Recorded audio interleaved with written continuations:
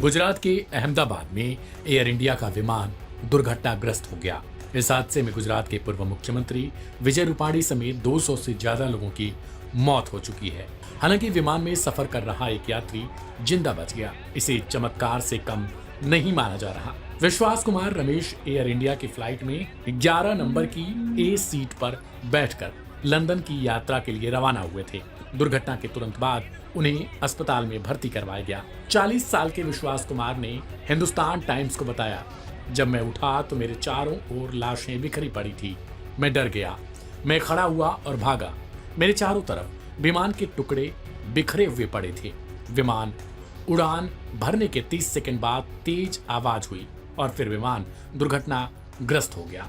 यह सब बहुत जल्दी हुआ। विश्वास के सीने, आंखों और पैरों पर चोट आई है। उनका इलाज चल रहा है। लंदन के गैटविक जाने वाला एयर इंडिया का विमान Boeing 7878 dream liner crew members के सदस्यों सहित 242 लोगों को लेकर गुरुवार को दोपहर 1:38 पर अहमदाबाद से उड़ा और कुछ ही सेकंड के बाद दुर्घटना का शिकार हो गया और उसमें आग लग गई। इसी विमान में यात्रा कर रहे विश्वास कुमार एक ब्रिटिश नागरिक हैं और कुछ दिनों के लिए अपने परिवार से मिलने भारत आए थे।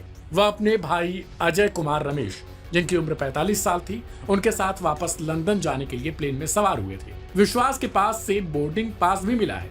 उन्होंने कहा कि वह 20 साल से लंदन में रह रहे हैं और उनकी पत्नी और बच्चा भी लंदन में रहते हैं। उन्होंने जानकारी दी कि उनके भाई अजय के साथ विमान में अलग पंक्ति में बैठे थे। उन्होंने कहा, हम दीव गए थे, वह मेरे साथ यात्रा कर रहे थे और अब मैं उन्हें नहीं ढूंढ पा रहा हूँ। कृपया उन्हें ढूंढने में मेरी मदद करें।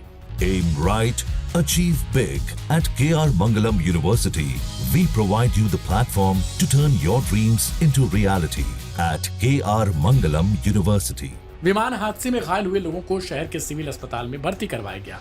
गुरुवार देर शाम तक पुलिस ने 204 लोगों के मरने की पुष्टि की और यह आंकड़ा बढ़ने की कगार पर है। फिलहाल गुजरात में हुए इस विमान हादसे की बात से हर कोई स्तब्ध है। यह विमान लंदन जा रहा था। प्रधानमंत्री नरेंद्र मोदी से लेकर राष्ट्रपति द्रौपदी मुर्मू और विपक्ष के नेता राहुल गांधी ने इसे लेकर श्रद्धांजलि दी और मृतकों के परिजनों के प्रति अपनी शोक संवेदना व्यक्त की।